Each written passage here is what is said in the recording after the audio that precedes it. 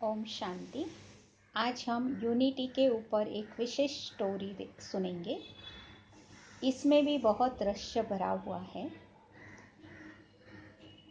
एक बार क्या हुआ कि पांचों अंगुलियों के बीच में झगड़ा हुआ। हर एक कहने लगा मैं बड़ा, मैं बड़ा, मैं बड़ा, और हर एक को अपना अपना ईगो आने लगा। और जिस कारण जो काम करना था वो हो नहीं पा रहा था। स्तंभ ने कहा मैं बड़ा, मेरे द्वारा बड़ी बड़ी प्रॉपर्टी का डीलिंग होता है। अगर मैं नहीं होता तो प्रॉपर्टी के डीलिंग के सारे काम रुक जाते थे, इसलिए मैं बड़ा हूं। दूसरी अंगुली ने कहा मैं तो सर्वोच्च सत्ता के साथ जुड़ी हुई हूं, वर्ल्ड ऑलमाइटी अथॉरिटी, जगत नियंता की ओर मैं इशारा करती हूँ, इसलिए मैं बड़ी हूँ। तीसरी अंगुली ने कहा मैं तो ऑलरेडी बड़ी हूँ, मेरा तो आप सबको रिस्पेक्ट रखना ही चाहिए, मैं तो बड़ी ही हूँ। फिर उसके बाद रिंग फिंगर ने कहा कि मैं बड़ी हूँ, कोई भी शुभ कार्य होता है तो मेरे हस्तों से होता है, इसलिए मैं बड़ी हूँ। फिर लास्ट अंगुली तो कहने लगी मैं तो छोटी हूँ पर मैंने बड़े बड़े काम किए हैं। गोवर्धन जैसे बड़ा पहाड़ मैंने अपनी इस अंगुली के द्वारा उठाया है ना, श्री कृष्ण के साथ। तो वो कहने लगी मैं बड़ी हूँ। तो हरेक अंगुलियों को अपना अपना ईगो आने लगा, और जिस कारण जो कार्य करना था इन अंगुलियों से वो नहीं हो पा रहा था। जब पांचों ही अंगुलियां एकजुट हो जाती है तो कहते भी है एक सुंदर लड्डू तैयार होता है, और वो लड्डू ना सबका मुख मीठा कर देता है, सबको खुशियां दिला देता है।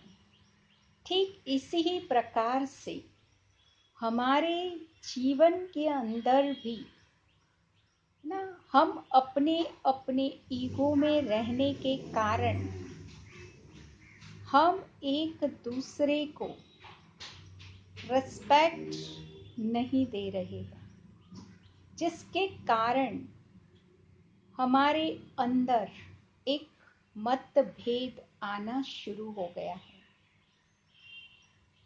एकता में अनेकता आने लगी है। हर एक के अपने अपने आइडिया है, पर उन आइडियाज को हम सब एकजुट होकर मिलाकर चलेंगे तो एक बड़ा कार्य हो सकता है। तो इसी ही रीति से हर एक आत्मा के अंदर कोई न कोई प्रकार की विशेषताएं अवश्य छुपी हुई है। तो हम क्या करते हैं, उनकी नेगेटिविटी को ज़्यादा देखते हैं और उनकी विशेषता को कम देखते हैं। तो हर एक की विशेषता को देखेगा तो हम सब एक यूनिटी के अंदर रहकर कार्य कर सकते हैं। तो आज की यह स्टोरी हमें यही बताती है, यही संदेश देती है कि कोई भी कार्य असंभव नहीं है। अगर हम यूनिटी में रहकर कर्म करते हैं तो हर एक ईद का अपना महत्व है, और हर एक ईंट ईंट से मिल जाती है तो एक मकान तैयार हो जाता है।